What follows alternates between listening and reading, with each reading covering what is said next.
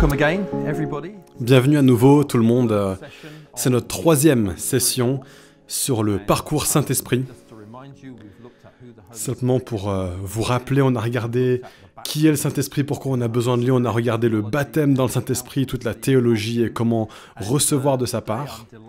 Aujourd'hui, je suis ravi de dire qu'on va avancer et on va regarder au sujet important du besoin d'avoir une dépendance continue au Saint-Esprit dans nos vies quotidiennes.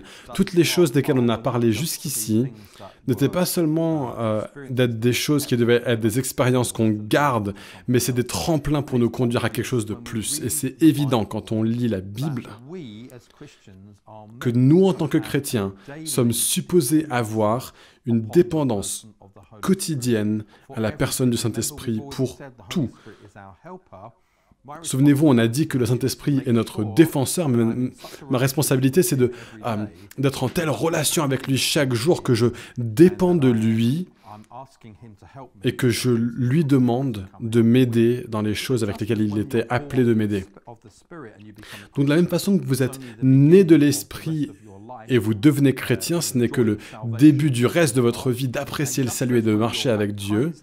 Et bien, quand vous êtes baptisé dans le Saint-Esprit, de la même manière, c'est pas la fin, c'est seulement le début. C'est exactement pareil pour la conversion, mais c'est pareil pour le baptême dans le Saint-Esprit. C'est pour qu'on puisse continuer à être baptisé dans l'Esprit de façon quotidienne et fréquente et régulière. C'est notre expérience maintenant, notre expérience quotidienne, pas celle d'hier ou de la semaine dernière, c'est l'expérience quotidienne aujourd'hui qui va me permettre de vivre aujourd'hui pour lui, pour sa gloire. Et donc c'est une zone où je trouve que les chrétiens peuvent parfois commencer à dériver un petit peu. Quand les chrétiens commencent à perdre leur passion pour Jésus, ou quand ils commencent à juste dériver, ils ne sont pas vraiment aussi passionnés, ils ne sont pas vraiment aussi enthousiastes qu'ils l'étaient. Ça n'a rien à voir avec Dieu, ça a tout à voir avec eux. C'est pas que Dieu t'aime moins, il t'aime tout autant qu'il t'aimait avant, mais nous, on commence à dériver. Ce que je suis en train de dire, c'est ça. Quand on a été baptisé dans l'Esprit, si nous-mêmes, on arrête d'être remplis fraîchement de l'Esprit, c'est une des raisons pour lesquelles on commence à dériver dans nos vies. Donc notre responsabilité, c'est de revenir encore et encore et encore pour être constamment remplis du Saint-Esprit de Dieu. Ça va nous empêcher de dériver, je le crois, dans nos vies et nous garder focalisés sur ce qui se passe. Et vraiment, Jésus, croyez-le ou pas, est notre exemple là-dedans. Quand Jésus a été baptisé dans l'eau, l'Esprit de Dieu est venu sur lui, c'est le début de son ministère. Mais même Jésus lui-même, c'est difficile pour nous de le saisir parfois, mais à partir de ce moment, il s'est rendu disponible à l'onction du Saint-Esprit. Quotidiennement, il était rempli du Saint-Esprit. Quotidiennement, il était renouvelé dans sa marche avec l'Esprit de Dieu. Laissez-moi vous donner quelques exemples de ça. Luc 4, verset 1. Et Jésus, regardez, rempli du Saint-Esprit, revint du Jourdain. Il fut conduit par l'Esprit dans le désert. Et donc là, dès le début, on voit Jésus, c'est pas comme s'il a eu une expérience du Saint-Esprit et puis il faisait comme lui voulait dans ses propres forces. Dans ce verset, il nous est dit, il était rempli du Saint-Esprit. L'enseignement ici, c'est une expérience continue. Et puis, il est conduit par l'Esprit. Il apprend à dépendre de l'Esprit de Dieu. Il va là où l'Esprit le dirige.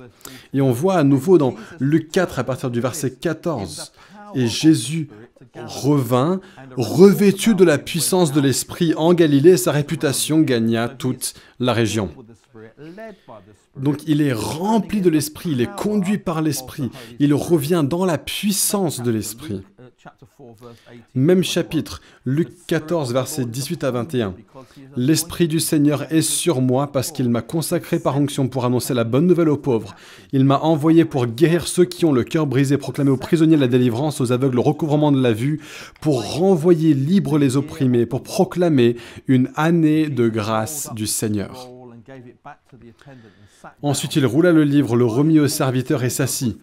Tous ceux qui se trouvaient dans la synagogue avaient les regards fixés sur lui. Alors il commença à leur dire « Aujourd'hui, cette parole de l'Écriture que vous venez d'entendre est accomplie. » C'était une affirmation radicale. Ce passage des Écritures, ils l'avaient lu depuis des siècles et Jésus leur dit « Cette Écriture me concerne, moi, parce que je vais être celui qui est oint en permanence par la puissance de l'Esprit. » Et à travers les évangiles, on a des références à Jésus qui, juste au passage, on pourrait les louper, mais qui dit « Et rempli de l'Esprit, il leur dit. » On a un verset qui dit « Et Jésus se réjouit dans le Saint-Esprit. » Je me demande à quoi ça ressemblait. Jésus est rempli de l'Esprit, il se réjouit dans l'Esprit. C'est une dépendance continue au Saint-Esprit. Si Jésus a fait ça, à combien plus forte raison est-ce que nous aussi on a besoin de faire ça dans nos propres vies? Non seulement c'est notre propre expérience et c'est l'exemple de Jésus, mais on voit aussi l'exemple de l'Église primitive, à la fois dans les épîtres et dans les actes des apôtres. Et que ce soit à travers l'expérience, ils ont appris à demeurer dans la puissance de l'Esprit de façon quotidienne, mais aussi à travers l'enseignement qu'ils ont donné et reçu aux églises. Ils ont mis l'accent sur continuer à être remplis de l'Esprit, continuer à dépendre de lui. Laissez-moi juste prendre un petit peu de temps de parler de ces deux choses, leur expérience et puis les choses qu'ils ont enseignées. D'abord, expérience. Dans Acte 4, verset 31, il est dit « Quand ils eurent prié, l'endroit où ils étaient rassemblés trembla, et ils furent tous remplis du Saint-Esprit, et ils annonçaient la parole de Dieu avec assurance. » Et donc, évidemment, pour l'Église primitive, être remplie encore et encore et encore, pour qu'ils aient de la témérité pour parler la parole de Dieu était vraiment important. Ils ne se reposaient pas sur une expérience passée. Ils avaient une rencontre quotidienne avec l'Esprit de Dieu qui leur donnait cette puissance. Acte 7, verset 55, qui parle d'Étienne qui était le premier martyr. Alors qu'il est en train de prêcher aux foules, il est dit que Étienne, rempli du Saint-Esprit, fixa les regards vers le ciel et vit la gloire de Dieu et Jésus debout à la droite de Dieu. Une illustration d'un disciple de Jésus à nouveau rempli aujourd'hui alors qu'il prêche. Acte 13, verset 2, qui est l'histoire de comment vraiment ce que Dieu a commencé a ensuite eu un impact global dans l'Empire romain. C'est la description d'un nombre d'enseignants et de pasteurs et d'apôtres ensemble qui prient. Acte 13, verset 2. Pendant qu'il rendait un culte au Seigneur et qu'il jeûnait, le Saint-Esprit dit « Mettez-moi à part Barnabas et Saul pour la tâche à laquelle je les ai appelés. » Donc j'essaye de vous montrer ce modèle. On a 13 chapitres maintenant et c'est le Saint-Esprit. Ils sont dépendants de lui, il leur parle. Acte 15, verset 28, au milieu de toute une dispute théologique dans l'Église primitive, des choses qui ne fonctionnent pas comme ça devrait.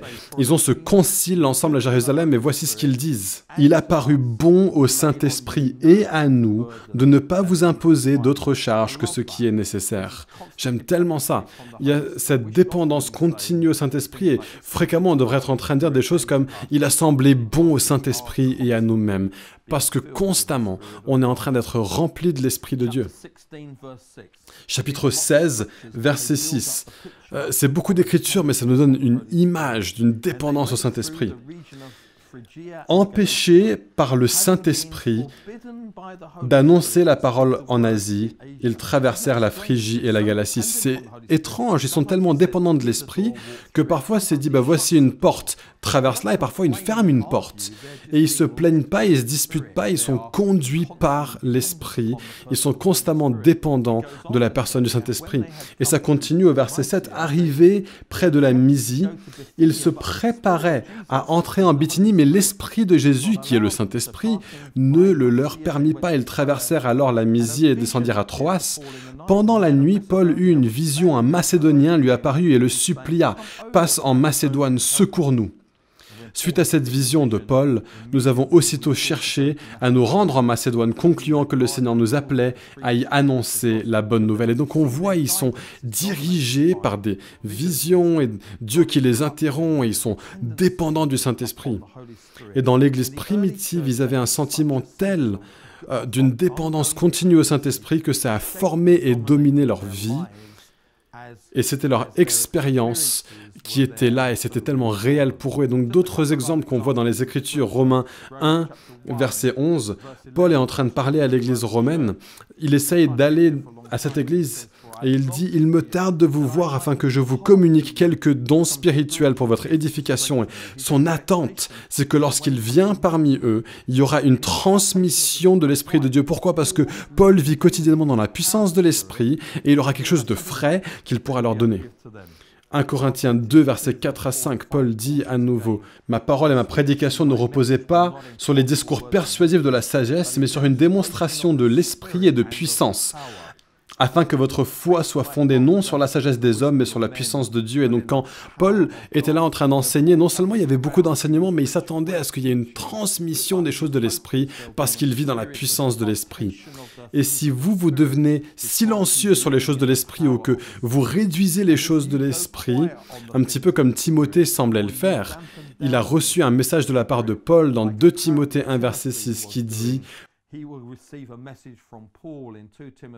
Pour cette raison, je te le rappelle, ravive la flamme du don de Dieu qui est en toi à travers l'imposition des mains.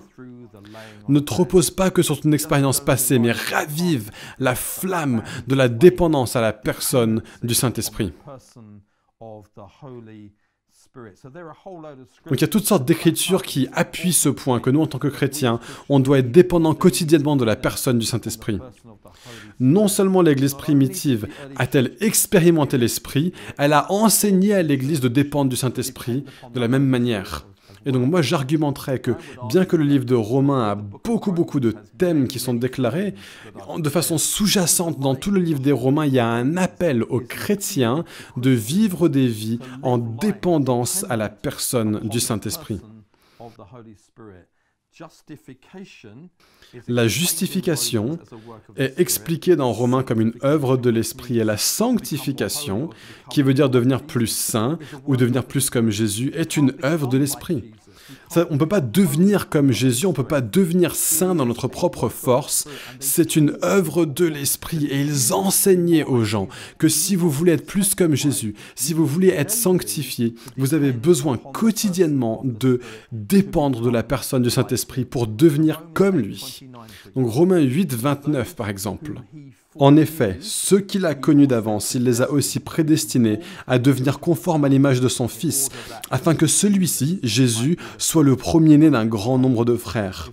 Si je suis appelé à être conformé à l'image de Jésus, d'être comme lui, c'est une œuvre de l'Esprit. Et donc je veux ça, et si vous voulez ça, soyons continuellement remplis du Saint-Esprit, quotidiennement. Ça ne va pas se produire d'une façon autre que celle-là. Moi, je viens d'un arrière-plan, où si tu as déjà entendu, si tu es avec nous pendant ce parcours, il n'y avait pas beaucoup d'accent sur le Saint-Esprit, et donc moi je me souviens, en tant que chrétien fraîchement né de nouveau, on m'a enseigné certaines choses, que si je voulais être comme Jésus, je devais faire certaines choses. Un petit peu de ça, c'était juste imposé. C'était comme, il fallait que je fasse des choses par les œuvres, il y avait des « fais ceci, fais pas cela », et beaucoup d'efforts personnels et d'essayer dur parce que j'assurais pas vraiment, et puis de me battre et de me sentir condamné parce que j'assurais pas, et c'est une sorte de légalisme ou même une sorte de stoïcisme. Oui, il faut qu'on soit plus comme Jésus. Et puis tu te rends compte que c'est pas à travers l'effort personnel, mais si je suis rempli du Saint-Esprit, alors toutes ces autres choses vont se produire. Et voici le passage clé dans les Écritures qui nous enseigne à l'Église primitive et à nous aussi l'œuvre de l'Esprit qui est conclu par notre ressemblance à Christ. C'est Galates 5, versets 16 à 25, on va le lire ensemble. Paul parle et il dit « Mais voici, je vous dis, marchez par l'Esprit et vous n'accomplirez pas les désirs de votre nature propre. En effet, la nature propre a des désirs contraires à ceux de l'Esprit, et l'Esprit a des désirs contraires à ceux de la nature humaine. Ils sont opposés entre eux, de sorte que vous ne pouvez pas faire ce que vous voudriez. Cependant, si vous êtes conduits par l'Esprit, vous n'êtes pas sous la loi. Les œuvres de la nature humaine sont évidentes. Ce sont l'adultère, l'immoralité sexuelle, l'impureté, la débauche, l'idolâtrie, la magie, les haines, les querelles, les jalousies, les colères, les rivalités, les divisions, les sectes, l'envie, l'ivrognerie, les excès de table et les choses semblables. Mais je vous dis, comme je l'ai déjà fait. Ceux qui ont un tel comportement n'hériteront pas du royaume de Dieu, mais le fruit de l'esprit, c'est l'amour, la joie, la paix, la patience, la bonté, la bienveillance, la foi, la douceur, la maîtrise de soi. Contre de telles attitudes, il n'y a pas de loi. Ceux qui appartiennent à Christ ont crucifié leur nature propre avec ses passions et ses désirs. Si nous vivons par l'Esprit, laissons-nous aussi conduire par l'Esprit. Voici un exemple merveilleux d'un enseignement à ces chrétiens primitifs, et donc nous aussi, de façon claire. Ça nous apporte une vérité selon laquelle nous avons besoin d'une rencontre et d'une dépendance quotidienne avec la personne du Saint-Esprit. J'aime tellement ces petites phrases qui sont mentionnées ici. Verset 16, marchez par l'Esprit. Verset 18, soyez conduits par l'Esprit. Verset 25, vivez par l'Esprit et laisse-toi conduire par l'Esprit. Donc ça, c'est la théologie, mais à quoi ça ressemble en pratique? Pour moi, personnellement, c'est assez subjectif parce qu'on a tous des façons différentes de mettre ça en pratique, mais pour moi, ça veut simplement dire de commencer chaque jour en disant au Saint-Esprit, « Saint-Esprit, je suis en train de regarder ce qui se passe aujourd'hui et je ne pense pas que je puisse faire ces choses sans ton aide. Saint-Esprit, remplis-moi à nouveau. Je vais prendre du temps délibérément pour donner cette journée, pour la passer à l'Esprit. Pas seulement au début de la journée, mais consciemment au cours de la journée. Être dépendant du Saint-Esprit, c'est l'impliquer dans tout ce qui se passe. Peu importe que ce soit pratique, petit, grand, séculier, spirituel, le Saint-Esprit est là. Et ça ne marche que quand vous et moi, de façon consciente, délibérément, on est en train de pratiquer la présence de Dieu de façon fréquente au cours de la journée, en lui donnant de la place et de l'espace. Et donc je lui demande, je m'attends par la foi d'être rempli de l'Esprit et je traverse la journée avec lui. Qu'est-ce qui se passe? Et alors que je suis en train de prendre ma journée, je suis en train de m'éloigner de mon indépendance et d'aller vers ma dépendance au Saint-Esprit.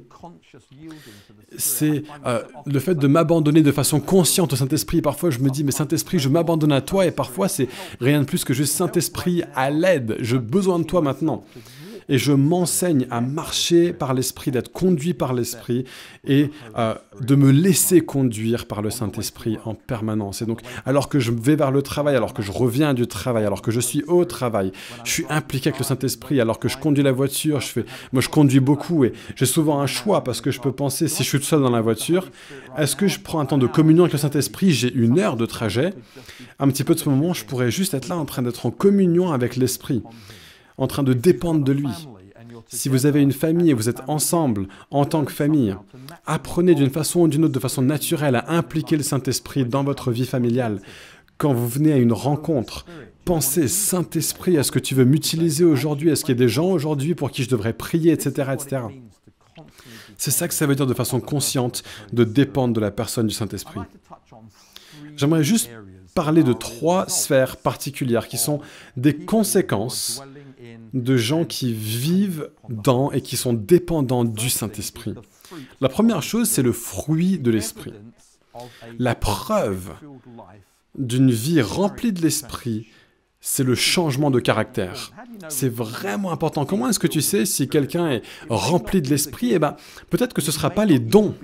Peut-être même que ce ne sera pas la puissance qu'on a regardée dans notre première session, mais c'est l'authenticité qu'un chrétien vit une vie remplie de l'Esprit. L'authenticité qui fait vraiment que ce soit véritable, c'est le fruit de l'Esprit. On ne peut pas manufacturer le don du Saint-Esprit, et si tu as une expérience passée de l'Esprit et te voilà aujourd'hui, c'est seulement à travers une dépendance au Saint-Esprit qui va faire que l'Esprit de Dieu va devenir manifeste à travers son fruit. Jésus a dit, comment saurez-vous s'ils sont mes disciples ou pas? Comment saurez-vous qu'est-ce qui est authentique et qu'est-ce qui n'est pas? Et Jésus a dit, vous les connaîtrez par leurs fruits. Il y a beaucoup de gens, dans l'Église, en dehors de l'Église, dans l'Église primitive, dans les actes des apôtres, dans les épîtres, qui semblaient être de véritables chrétiens, mais ils ne l'étaient pas. Et donc Jésus dit, si vous voulez savoir, c'est pas leur puissance, leur autorité, ou leur enseignement, ou leurs dons, ou les miracles. Vraiment, ça demande de regarder les fruits.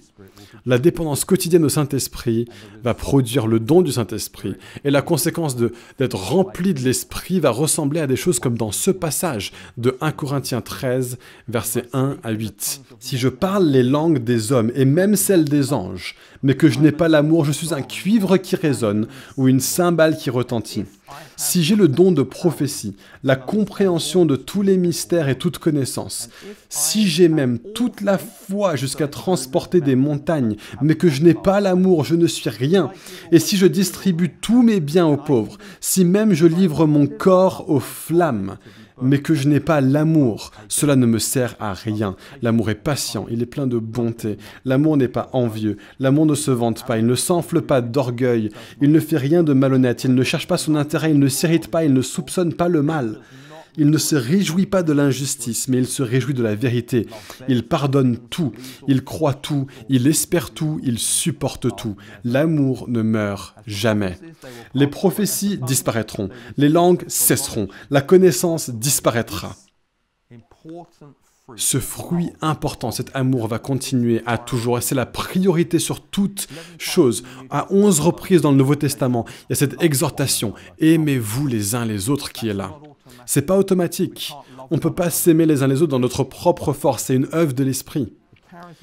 L'Église charismatique n'est pas simplement une affaire de dons. En fait, vraiment, une Église vraiment charismatique remplie de l'esprit doit être une communauté où de façon constante, il y a le phénomène de l'amour qui est exprimé parmi nous. Et c'est un amour pas simplement d'accueillir les gens à la porte, c'est un amour qui conduit à de l'action et de la compassion, et ça découle d'une vie remplie de l'esprit. Et donc quand on regarde le reste des dons du Saint-Esprit, du fruit de l'esprit plutôt, pardon, qu'on a mentionné dans Galates chapitre 5, on voit de façon constante, il y a ce désir des choses que je ne peux pas faire, mais que lui seul peut faire, la bonté, la douceur, la fidélité. La douceur. Comment est-ce que vous assurez au niveau bienveillance? Maîtrise de soi, ça va bien? Laissez-moi juste parler un petit peu du fruit de l'esprit. La première chose, c'est que c'est manifesté dans la vie et pas dans les réunions. Les réunions, ça dure pas longtemps. Il y a un petit peu de fruit de l'esprit là-dedans, mais la réalité, c'est que c'est dans la vie quotidienne avec les gens qu'il y a une expression pratique du fruit de l'esprit, qui sont en train d'exercer un ministère envers les gens. C'est intéressant, il y a une affirmation sur l'Église primitive dans les Actes des Apôtres qui est dit ceci, il n'y avait pas de nécessiteux parmi eux. Quelle affirmation incroyable concernant l'Église. Je ne sais pas si je connais une Église dans le monde où on pourrait dire ça maintenant.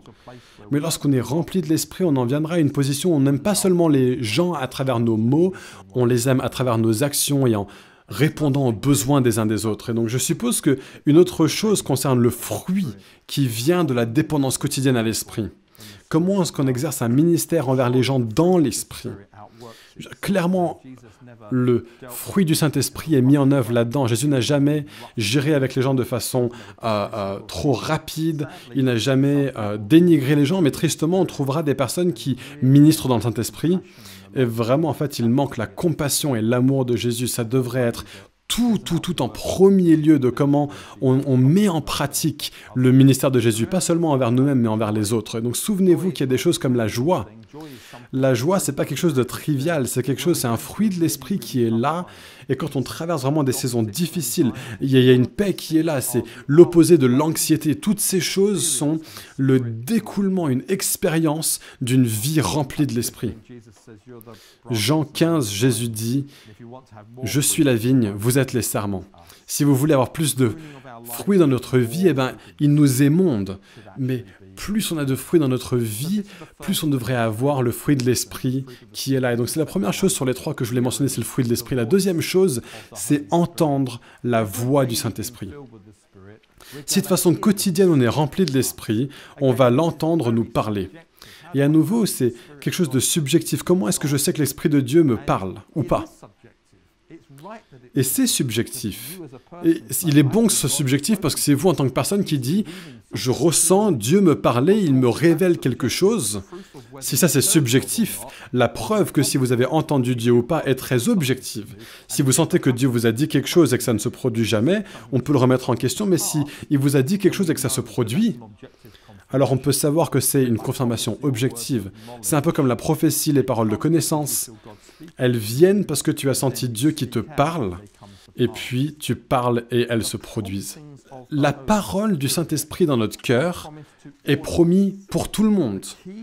La clé pour entendre ces paroles de la part du Saint-Esprit, c'est l'intimité. Plus tu es proche de Jésus, de façon permanente, quotidienne, plus sa voix sera claire. Et je connais beaucoup de chrétiens qui disent « Ah, j'aimerais tellement entendre la voix de Dieu, j'aimerais tellement entendre l'Esprit de Dieu. » Eh bien, tu peux. Et la réponse, c'est « Marche, vis avec, sois rempli du Saint-Esprit et tu continueras à entendre sa voix. » Et Jésus a dit ceci, c'est une promesse merveilleuse. « Mes brebis entendent ma voix. » Si tu es une brebis, tu vas entendre la voix du berger. Plus tu es proche du berger, plus sa voix sera claire. Jean 14 à Jean 16, on y a beaucoup fait référence, ces 3 chapitres.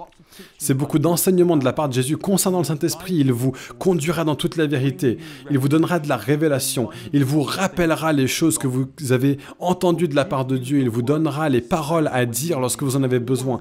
Toutes ces choses-là viennent en entendant la voix de l'Esprit. Parfois, la voix du Saint-Esprit, c'est juste un petit coup de coude. C'est juste un petit murmure. Parfois, c'est dur de savoir, est-ce que c'est l'Esprit qui me parle ou pas? Mon encouragement pour vous, c'est, croyez vraiment qu'il va vous parler. Il va vous parler. Est-ce que c'est possible pour un chrétien d'entendre une voix audible? Dieu qui te parle. La réponse depuis la Bible est oui. Si on va dans l'Ancien Testament, par exemple, on va voir des exemples de Dieu qui parle encore et encore de façon externe des gens qui entendent la voix de Dieu. Souvenez-vous l'histoire de Samuel, un petit garçon. Il entend Dieu lui parler, il va voir Élie, qui pense qu'il est en train d'inventer. Il se demande pourquoi est-ce qu'il vient le voir et ça se produit 3 fois jusqu'à ce que Élie se rende compte « Ah, c'est Dieu en train de parler à ce petit garçon. » Samuel. Et donc il lui dit « Va entendre ce que Dieu a à te dire et réponds. » C'est pas seulement dans l'Ancien Testament. Si on va dans le Nouveau Testament, il y a des exemples de disciples de Jésus qui entendent une voix externe audible. Souvenez-vous, Ananias. Saul est en route pour persécuter les chrétiens, pour les mettre en prison.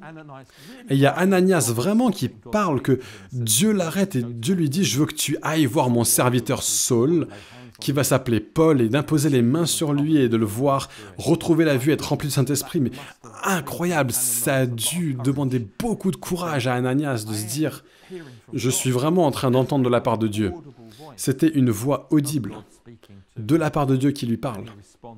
Et il répond en conséquence. Indéniable dans ce passage, dans le Nouveau Testament, il y a des exemples de Dieu qui parlent à des croyants. Et clairement, la même chose peut arriver aujourd'hui. Peut-être pas de façon fréquente, peut-être jamais dans votre expérience. Je ne pense pas que ça a été mon expérience, mais Dieu parle à des gens. On a des témoignages, littéralement, de partout dans le monde, en particulier dans la communauté musulmane, où ils entendent la voix de Dieu.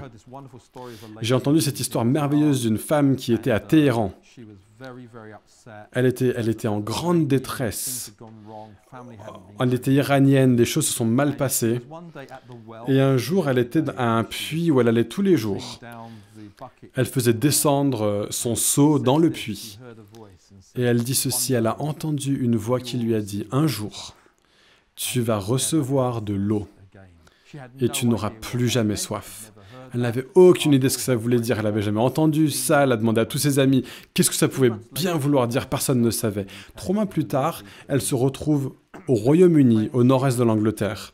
À travers des amis, elle est allée dans une église et ils ont commencé à l'introduire à Jésus, mais elle ne comprenait pas, elle a fait alpha, elle ne comprenait pas vraiment qui était ce Dieu. Elle a fait ça pendant 3 mois et un jour, un dimanche matin, quelqu'un s'est levé, elle a dit « Je vais vous prêcher aujourd'hui à partir de ce texte où Jésus dit « Je vais vous donner de l'eau et vous n'aurez plus jamais soif. » Elle se tourne à la personne à côté d'elle et elle dit « C'est la voix que j'ai entendue !» Elle s'était jamais rendue compte que c'était Jésus jusqu'à cet instant. Et c'est des choses incroyables, miraculeuses de Dieu qui parle. Pourquoi est-ce que ça ne se passe pas plus souvent? J'ai souvent posé cette question. Comment est-ce que j'entends la voix de l'Esprit? Pour nous, la réalité dans la Nouvelle Alliance, la raison pour laquelle c'est si rare, c'est parce que l'Esprit de Dieu est venu habiter en nous. Jack Deere a écrit un livre extraordinaire il y a de ça quelques années qui s'appelle « Surpris par la voix de Dieu ». Et dans ce livre, vraiment de façon saine, il explique que la raison pour laquelle on n'entend pas souvent une voix externe audible, c'est parce que maintenant, nous sommes remplis du Saint-Esprit et dans ces mots, nous avons une voix interne, audible par l'inhabitation du Saint-Esprit. Autrement dit, vous n'avez pas besoin d'entendre une voix externe, mais vous avez une voix interne de l'Esprit qui est là. Et voilà la voix que nous avons besoin d'entendre le plus souvent. C'est notre responsabilité de discerner la voix de l'Esprit. Plus nous sommes remplis de l'Esprit, plus ça devient facile de discerner.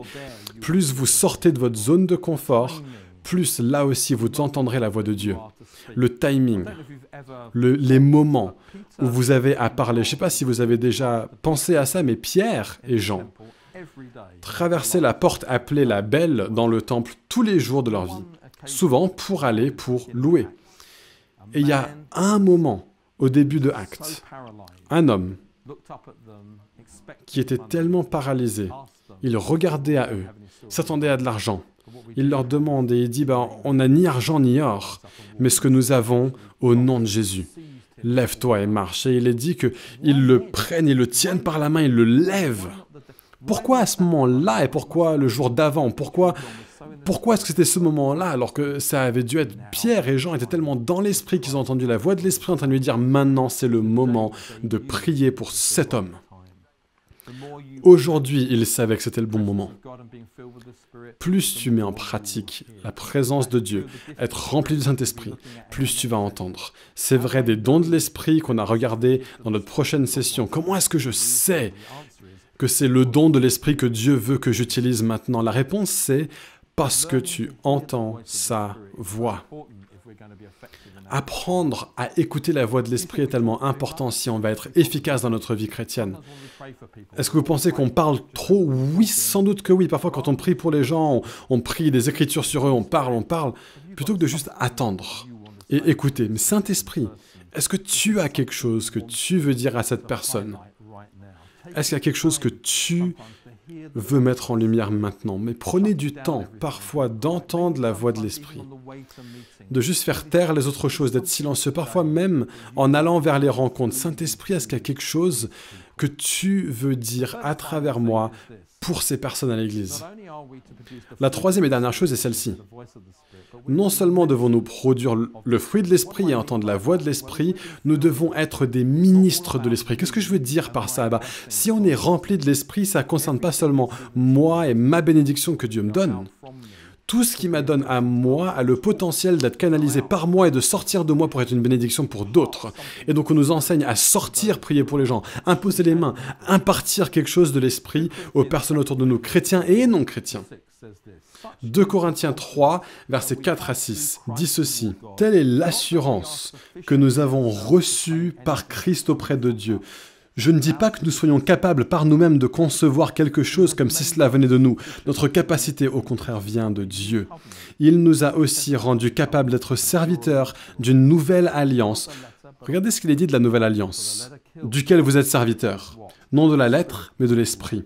Car la lettre tue, mais l'esprit quoi? L'Esprit fait vivre. Les ministres, les serviteurs de la Nouvelle Alliance sont les personnes qui ont été remplies du Saint-Esprit de façon quotidienne et qui maintenant peuvent impartir la vie, communiquer la vie. J'aime tellement ça. Vous et moi avons été appelés à être des serviteurs de la Nouvelle Alliance. Et la Nouvelle Alliance, c'est quoi? Elle est née de l'Esprit, cette alliance. Et c'est l'Esprit qui donne la vie. Vous pouvez être un communicateur de vie pour les gens. C'est un peu comme, et on va y faire référence à nouveau plus tard, c'est comme s'il y a un réservoir en vous. Si le réservoir est rempli, vous avez toujours plus de choses fraîches à donner aux gens. Et si c'est vide, vous n'avez pas grand-chose à donner. Être rempli quotidiennement de l'Esprit, ça veut dire que le réservoir en vous est constamment en train d'être rempli à déborder. C'est tellement important que vous compreniez, vous ne pouvez donner que ce que vous avez vous-même. Si vous n'avez pas grand-chose, vous ne pouvez pas donner grand-chose. Si vous êtes rempli, vous pourrez donner beaucoup. Et donc, nous devons quotidiennement être remplis de l'Esprit. Vous donnez, vous recevez une dose fraîche. Vous donnez, vous recevez une dose fraîche. Ça ne s'arrête jamais. On ne sera jamais en pénurie du Saint-Esprit et de sa puissance dans votre vie. Voilà pourquoi nous n'avons rien à donner aux gens parfois. Parce qu'en fait, ça n'a rien à voir avec Dieu, ça a à voir avec le fait que j'ai arrêté d'être rempli du Saint-Esprit de Dieu. J'espère vraiment que cette session vous a été utile. Merveilleux que vous soyez sauvés, baptisés dans le Saint-Esprit. Mais aujourd'hui, c'est tellement important cette session en termes de notre besoin d'avancer, d'être toujours dépendant de plus en plus du Saint-Esprit. Laissez-moi prier pour vous. Père, je te demande, pour nous tous, que nous apprenions quotidiennement à dépendre de la personne du Saint-Esprit, non pas de notre propre force maintenant, mais de vivre purement dans sa force à lui. Et je prie que même après cette session, qu'on avance, qu'on sorte d'ici et que tu nous enseignes maintenant, peut-être pour la première fois, de façon quotidienne, de nous donner à l'Esprit dans chaque partie de notre vie. Et j'espère vraiment, Seigneur, je te prie qu'à travers cette session, que les gens comprennent l'importance du fruit. Je prie qu'il y aura beaucoup de fruits dans notre vie. Je prie que l'amour devienne la facette dominante que les gens utiliseront pour nous décrire. Jésus a dit, c'est par leurs fruits qu'ils te connaîtront. Et s'il y a des personnes qui sont là ici aujourd'hui, qui aimeraient entendre ta voix et qui se demandent comment est-ce que je peux entendre la voix de Dieu, vraiment je prie qu'on sorte d'ici et qu'on vive une aventure pour apprendre depuis aujourd'hui à entendre la voix de Dieu. Et je prie également que nous tous puissions constamment recevoir pour donner, encore et encore et encore, à d'autres personnes en tant que ministère et serviteurs de cette alliance. Et je prie qu'il y ait des gens qui puissent imposer les mains sur eux, que nous puissions imposer les mains sur eux, et qu'on puisse être une communauté remplie de l'Esprit, remplie de gens qui quotidiennement sont dépendants de toi, Saint-Esprit, pour tout ce qu'on a. On te le demande, Seigneur, pour ta gloire merveilleuse au nom de Jésus. Amen.